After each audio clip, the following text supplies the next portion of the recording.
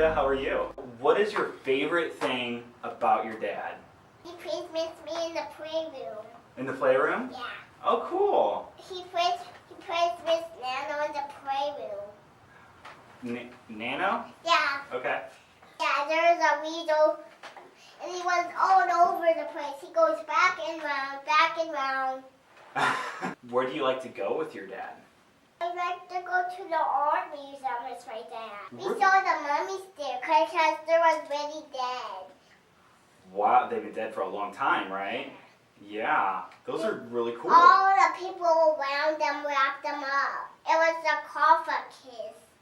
I love a sarcophagus. A sarcophagus? Cool. We make the chair a bit better.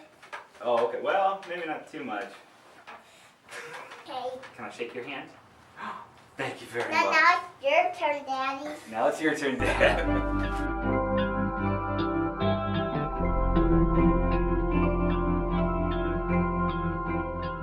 Hey everyone, this is our second round of my interviewing fathers. This is my good friend Justin.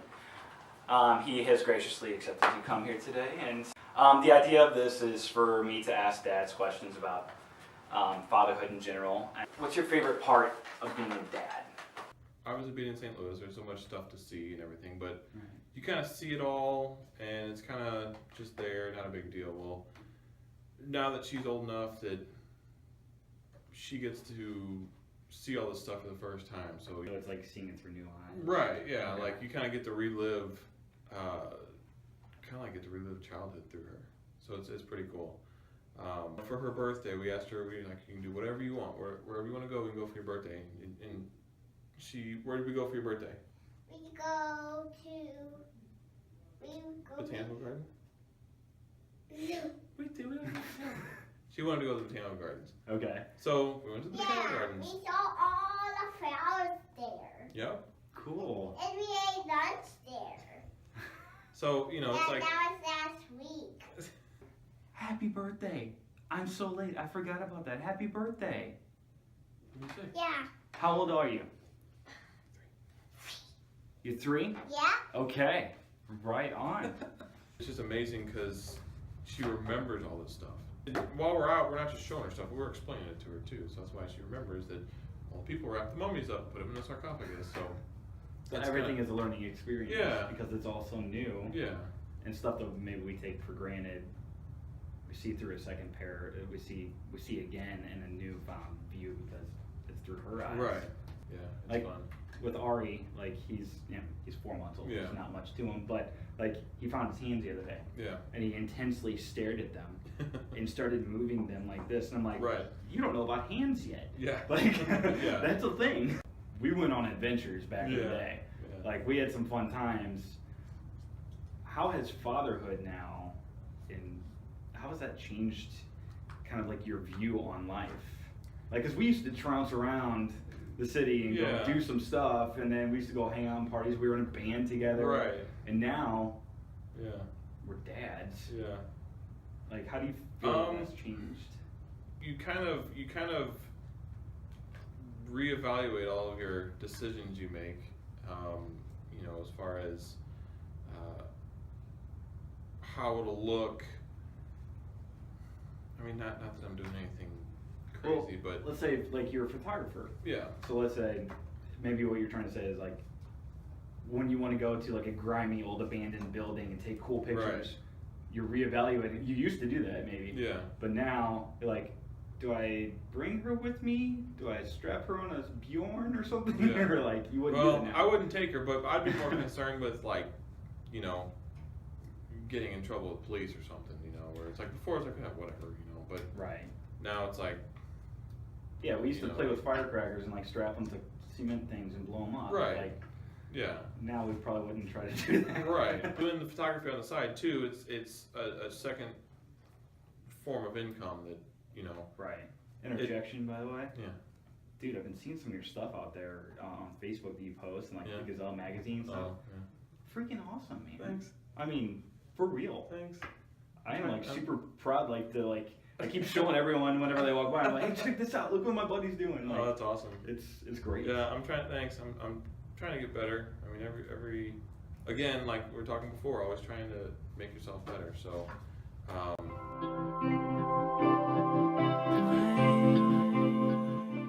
My focus is just trying to make myself better any way I can. So. Okay. For the sake of. For the sake of her, and then to be a good example for her too. That she can see that I've been doing things to. I mean, she probably doesn't totally understand it now, but when she gets older, she'll. I think hopefully see that. Yeah, so like you're trying to better yourself, and that's the example for Giulia, so right. that it like subconsciously maybe would seep in right. to her, and right. then she wouldn't have to try to be a better person. She would just be that. Right. Seeing your example. Yeah, she'd just be used to the mindset of trying to get better any way you can.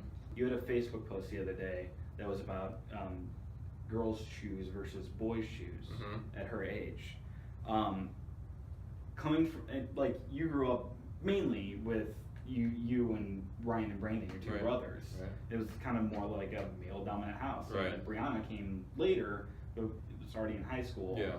So I guess with that precursor, coming from a male-dominant upbringing, how do you handle the feminine aspects of, I guess, of Giulia's life, of like not like male dominant, now you have a little girl. Yeah. Like, how does that? It's kind of it aggravates me to a point that there is so much. Here's boy stuff, here's girl stuff, because like the girl stuff is typically like just really delicate. Okay. And I mean, when they're 3 years old, any kid is gonna be running around, jumping, climbing on stuff. They don't need to be delicate for. Right. They need to be durable. Right. And we've got, shoes that you get from like Target. That's where that picture was from. Was Target. The boys' shoes and the girls' shoes, sandals side by side. The girls were like little tiny straps and like no sole to them. There was like nothing to them. The bottom of them was like smooth leather. The boys had like the adjustable straps with the big thick soles, like for running around during the summer. Dirt and stuff. Yeah. And all that. And the girls had nothing, and it's aggravating because like you want to buy some stuff for your kid, and you want it to last because kid stuff is expensive for only using it for a couple months if you're lucky. Right. And so we ended up going to REI and getting, well, she's got those Tiva sandals, and we got a pair of Keen sandals that are super durable. Okay. And back before we went to LA, we were gonna go hiking while we were out there, so I wanted to get her a pair of hiking shoes, and they had the boys' pair that were just kind of a neutral gray color, and then they had the girls' pair, which was hot neon pink. So I held them both side by side to her, and I'm like, which ones do you want? And she picked the gray ones. So I'm like, awesome, I'm doing something right. She doesn't have to have pink everything. Right. But yeah, they're her adventure shoes now. So we don't try to force all of the girl colors on her. That's why I gave her the choice of the shoes if she wanted gray or pink. Right. That's typically what we try to do. Let her pick. I mean, sometimes she'll pick the pink ones. Right. Sometimes she won't, but This kind of bleeds into my next question. Okay. What are you most scared of as Giulia grows up? my fear is that she would lose like ambition. Like you see some people that just kind of cruise through life and don't try to do anything. Like, I'm trying to make myself better.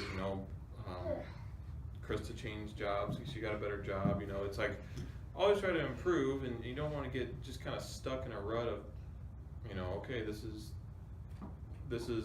comfortable. Right. I mean, comfort's fine, but it's like you could stay here and be comfortable, or you could take a risk and take a new job or something, and improve your knowledge and improve just your well-being and everything. I guess my hope that she stays ambitious.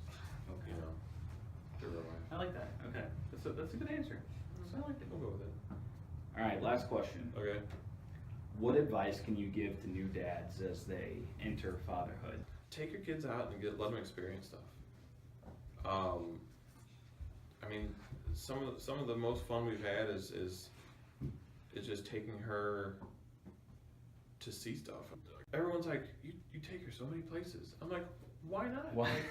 Like, why wouldn't I want to take her places? You know, it's stuff that she gets to see, and she learns from it. You know, it's. I think it also helps, you know, with like developing vocabulary and stuff too, because we've always like explained things as she's looking at them. You know, kind of explain what things do, and